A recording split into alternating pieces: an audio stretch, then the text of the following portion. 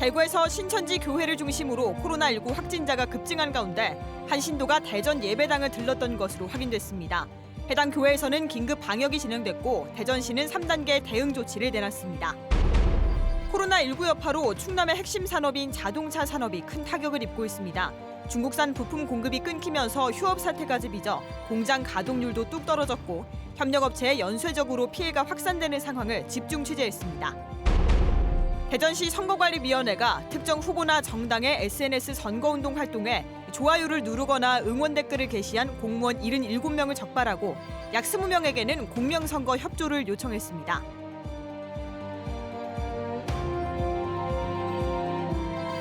여러분 안녕하십니까? 오늘 하루 많은 분들이 SNS 등을 통해 코로나19 확진자가 급속히 늘고 있는 대구 지역 신천지 신도가 대전에 다녀갔다는 메시지나 소문을 들으셨을 겁니다. 그런데 결국 사실로 확인이 되면서 지역 방역당국에 비상이 걸렸습니다. 코로나19 첫 사망자까지 발생한 가운데 지역사회 확산 우려가 현실로 다가오면서 대전시는 3단계 대응책을 마련하는 등 확진자 대량 발생에 대비하고 있습니다. 김태욱 기자가 보도합니다. 대구에서 신천지 교회를 중심으로 코로나19 확진자가 급증한 가운데 신천지 대전교회에도 긴급 방역이 진행됐습니다. 한 신도가 지난 12일 대전에 있는 예배당도 들렀던 것으로 확인되면서 지역 방역당국도 비상이 걸렸습니다. 신천지 대전교회 측은 대구교회에 출석하던 40대 여성 신도가 지난 12일에 다녀갔으며 현재 대구에서 자가격리 중이라고 밝혔습니다. 대구 사시는 분이 한 분이 여기 와서 예배를 1시간 정도 드렸기 때문에 그분 지금 다시 대구로 가셨거든요. 현재 이 여성에 대한 코로나19 검사가 진행 중으로 만약 양성으로 확인될 경우 대전 지역 접촉자와 동선 파악이 급선무입니다. 보건소에 방역반을 동원해서 전체를 좀 방역을 했고요. 향후 역학 조사를 위한 사전 준비 작업도 지금 진행을 하고 있습니다. 대전시는 코로나19 확산에 대비한 3단계 대응 조치를 내놨습니다. 확진자가 대량 발생하면 57개의 음압병상으로 확대 운영하고 지역 2곳의 수련관을 접촉자 집단 격리시설로 운영하기로 했습니다. 그런 상황이 오게 되면 지금 지정된 거 외에 일반 의료기관까지도 더 가용 추가 지정해서 활용할 수 있도록 하겠다는 말씀입니다. 또 터미널과 역 등의 열화상 카메라뿐 아니라 모든 고속 시외 그리고 시내버스 차량 등의 방역을 매일 실시하기로 했습니다. 감염병 전문가들은 코로나19는 지역에서도 발등의 불이라며 지역 내 모든 병원에서 경중증에 따라 대처해야 한다고 조언합니다. 큰 규모의 병원들을 중증 환자들을 위해서 좀 남겨주고 이런 보건소급이나 이런 병원급에서 먼저 이렇게 환자들을 걸러서 경증 환자 확진자, 중증 환자 확진자를 이렇게 좀 배분을 해서 보건당국은 코로나19가 확산되면서 확인되지 않은 루머들이 너무 많이 떠돌고 있다며 당국의 공식 발표를 기다려달라고 당부했습니다. MBC 뉴스 김태욱입니다. 코로나19 확산으로 마스크가 품귀 현상을 빚는 가운데 불량 마스크를 판매한 제조 유통업체 대표 3명이 경찰에 붙잡혔습니다. 충남지방경찰청 지능범죄수사대는 사기와 약사법 위반 혐의로 마스크 제조업체 대표 A씨와 도매상 B씨, 소매상 C씨 등 3명을 입건해 기소 의견으로 검찰에 송치할 예정이라고 밝혔습니다. 이들은 식품의약품안전처에서 성능이 떨어지는 것으로 확인돼 전량 회수 폐기 처분을 받은 마스크 5만 5천 장을 정상 마스크인 것처럼 속여 유통한 혐의를 받고 있습니다.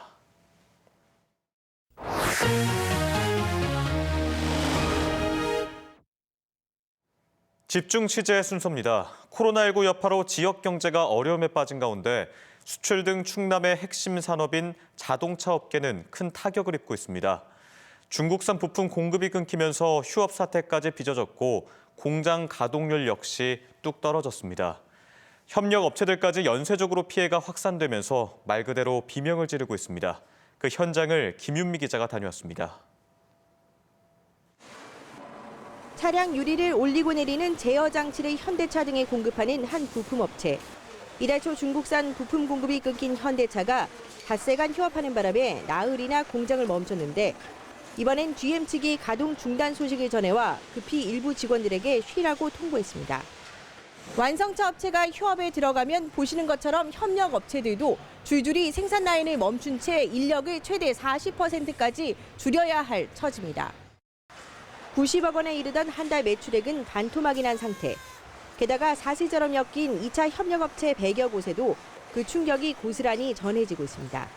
노사분기하면은 회사별로 파업을 했는데 이건 우리나라 5개 자동차 회사들이 전부 다 조업이 정상이 아니에요.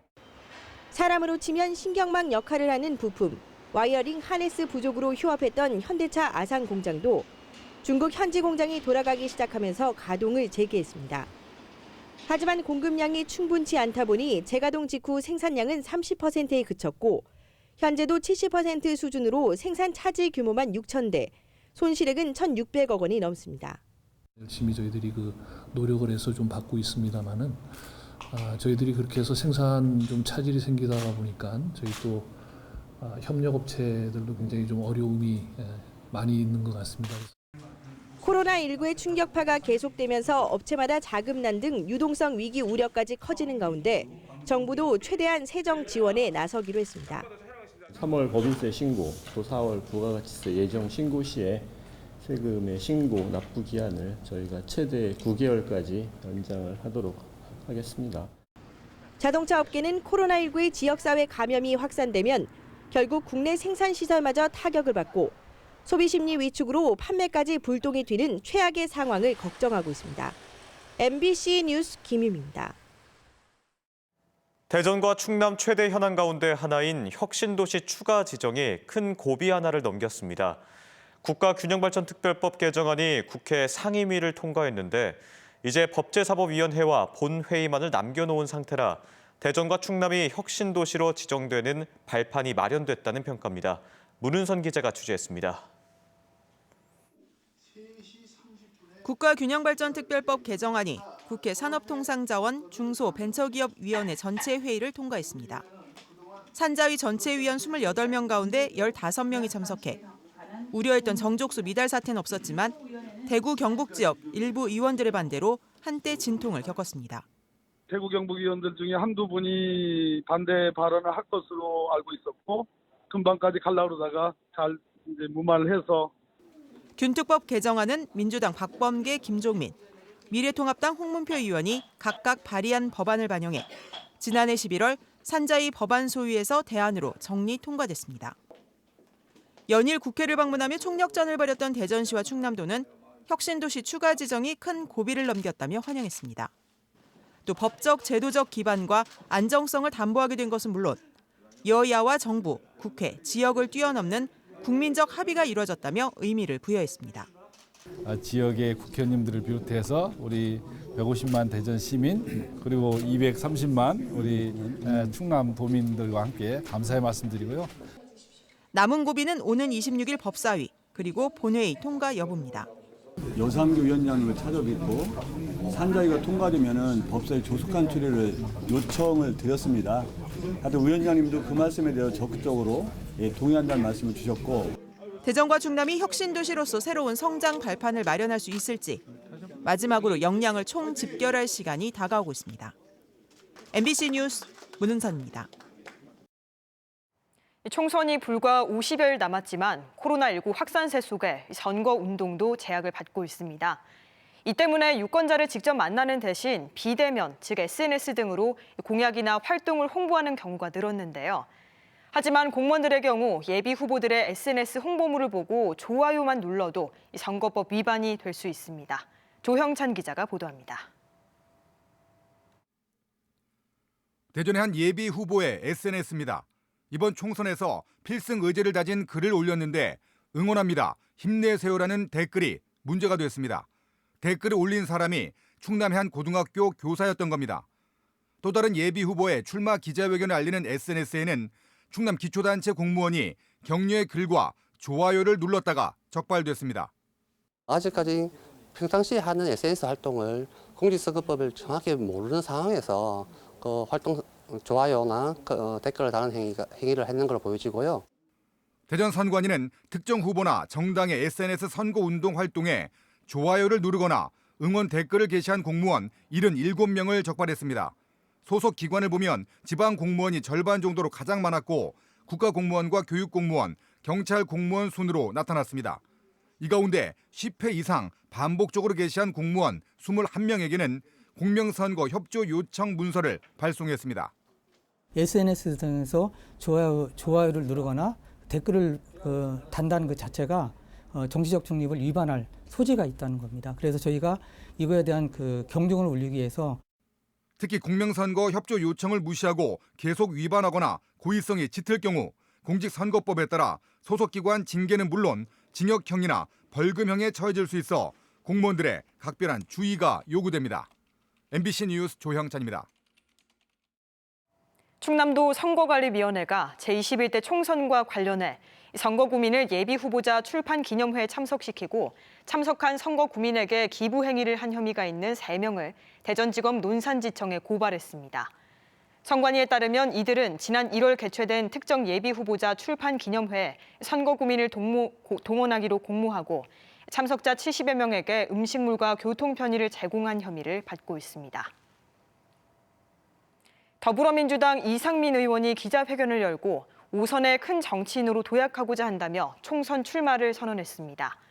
이 의원은 충청권 발전을 위해 열정을 바칠 것이라며 개헌 추진과 함께 실질적인 최고 국정운영 지도자인 국무총리에 도전하겠다고 밝혔습니다. 이 의원은 같은 당 김종남 대전 유성을 예비후보가 공개 토론을 제안한 데 대해 이런 제안이 좀 더 일찍 있었다면 좋았을 것이라며 토론의 개최 여부는 당이 정하는 대로 따르겠다고 덧붙였습니다.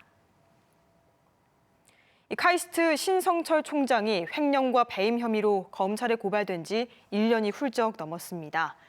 그동안 검찰은 소환 조사 한 번 없이 수사 중이라는 말만 되풀이하고 있는데 당초 검찰 고발 자체가 무리였다는 비판도 커지고 있습니다. 고병권 기자가 보도합니다. 지난 2018년 12월 과학기술정보통신부 감사실은 신성철 카이스트 총장을 업무상 횡령과 배임 혐의로 검찰에 고발했습니다. 대구 경북 과학기술원 총장 시절 미국 대학과 임연 계약을 맺었다는 의혹 등이었습니다. 과기정통부는 카이스트 이사회에 총장 직무 정지까지 요청했지만 카이스트 교수들의 집단 반발과 네이처 등의 특집 기사 등으로 여론은 반전됐습니다. 결국 이사회는 검찰 수사 내용을 지켜보자며 유보했지만 정작 검찰 수사는 14개월째 소환 조사 한 번 없이 제자리 걸음입니다. 고발 사건은 3개월 이내 수사를 마무리하도록 돼 있지만 대구지검 서부지청은 중요한 사건일 경우 기한을 넘겨 수사하는 경우도 많다며 형사 3부에서 계속 수사 중이라는 입장을 밝혔습니다. 과기정통부는 기약 없이 지연되는 수사에 이러지도 저러지도 못하는 상황으로 과학계에서는 신 총장에 대한 무리한 찍어내기였음을 이제라도 인정해야 한다는 지적이 나오고 있습니다. 카이스트 총장님 같은 경우도 좀 비슷한 케이스라고 생각을 하는데 눈에 난 기관장이 있는 기관은 반복적이고 장기적인 감사에 시달린다. 이게 공통적인 인식입니다. 이런 일 없도록 해주십시오. 안팎의 여러 논란에 대해 신 총장은 지난 1년간 최대한 말을 아끼며 자중하는 모습입니다. 신 총장의 임기는 내년 2월까지 이제 딱 1년 남았습니다.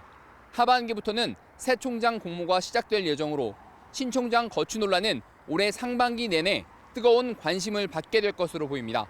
MBC 뉴스 고병권입니다. 국토교통부가 풍선 휴가로 집값이 국지적으로 뛴 수원과 안양, 의왕시 등 일부 지역을 조정 대상 지역으로 묶는 핀셋 처방을 오늘 내놓은 가운데 대전도 규제 지역으로 묶일 가능성이 점차 커지고 있습니다. 국토부는 이번 부동산 대책에 더해 집값이 계속 오르는 등 시장 과열 현상이 관측될 경우 투기 과열지구를 확대 지정한다는 방침입니다. 특히 대전의 경우 최근 3개월 집값 상승률이 시 전체로는 3.63%, 유성구는 5.05%라는 높은 상승률을 보이는 등 규제 지역으로 묶일 수 있다는 관측이 계속 제기되고 있습니다. 투기 과열지구로 지정되면 민간 택지 분양가 상한 제도가 적용되며 LTV와 DTI 비율은 각 40%가 적용되고 15억 원 초과 아파트에 대해선 주택담보대출이 원천적으로 차단됩니다. 지금까지 대전, 세종, 충남 소식이었습니다. 시청해주신 여러분 고맙습니다.